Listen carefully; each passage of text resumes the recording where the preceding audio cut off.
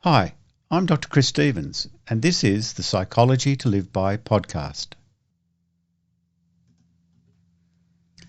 This is a series of podcasts exploring the many benefits of being selfless.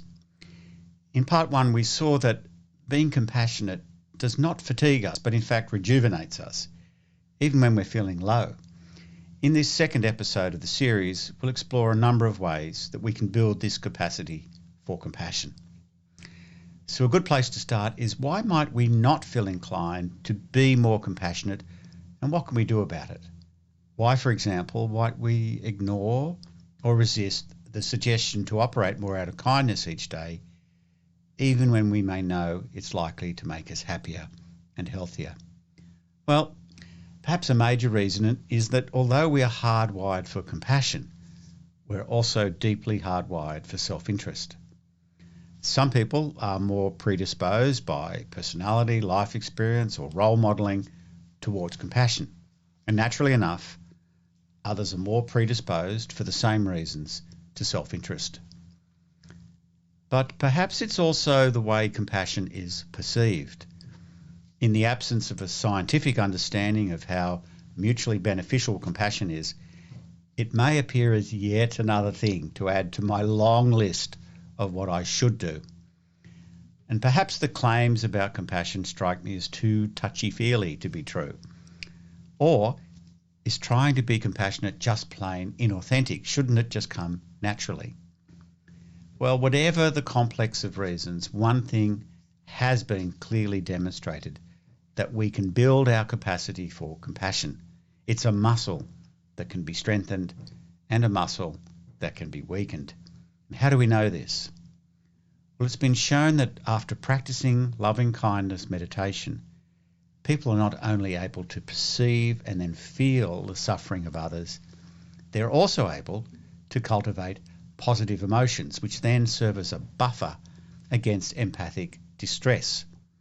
So, there's not only activation of the regions of the brain that process empathetic pain and distress, like the anterior insula and the anterior medial cingulate cortices, but there's also increased activation in brain regions associated with positive emotion, such as the orbitofrontal cortex, the ventral tegmental area, and the putamen.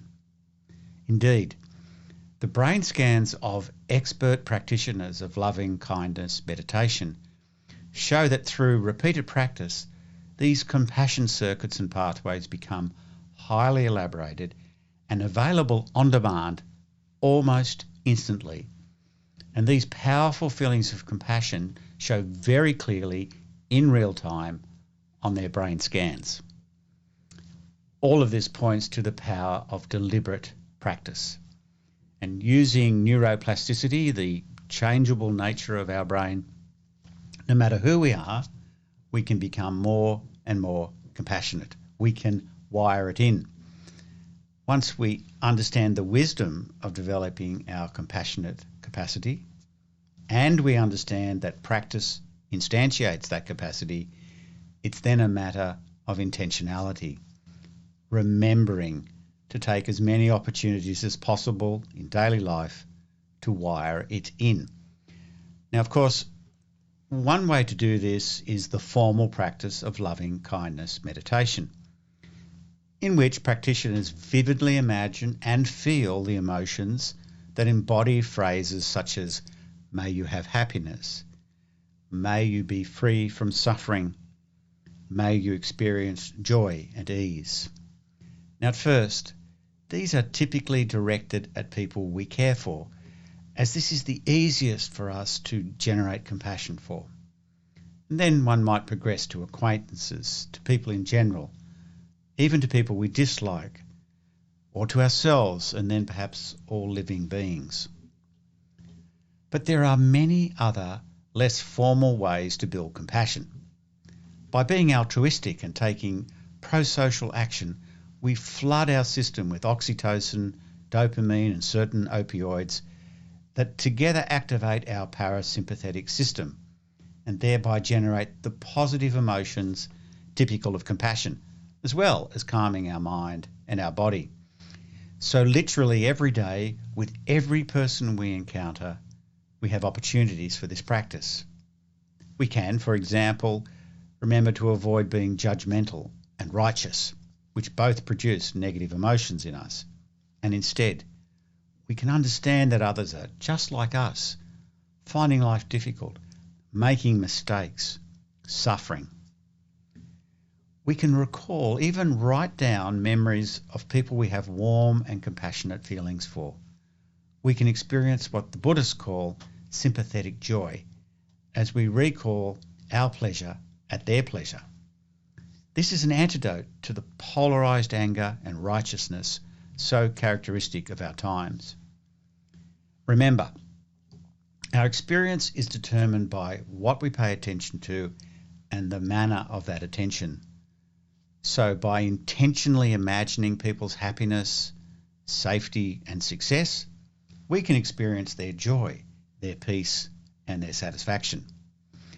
An exercise I often give people is to try to give each person they meet what I call the three experiences. The experience of being heard, the experience of being understood, and the experience of feeling accepted. Now, this type of generous listening is enabled in the listener by compassion if they really desire the well-being of the other person. Why is this so helpful? Because the other person in turn relaxes and brings forth their better nature. So it's a genuine win-win, and we increase the number of positive relationships and interactions we have in our daily life. And a word of encouragement. Developing the capacity for compassion is gradual. It's an emergent quality characterized by a growing wisdom that enables us to cultivate more and more win-wins in everyday life. Wisdom is inherent in non-zero-sum relationships. Now, by contrast, zero-sum relations pit person against person. There's always a winner and a loser. There's always tension for both sides of this equation. But in compassionate dealings with each other lies the evolutionary wisdom of the species, the very secret of our success and our hope for the future. And one more thing. This series is about gradually becoming more selfless, more ego-less. Ultimately, the goal is a radical decentering in which self-concern is extinguished through this practice of setting aside our self-focus in favour of openness. And ironically, it's to this dropping of self-focus that we will turn in part 3 of this series when we explore the development of self-compassion. You've been listening to the Psychology to Live By podcast. If you'd like to know more, my website is www.drchris.life. And if you like the podcast, share it with people you like so they can like it too.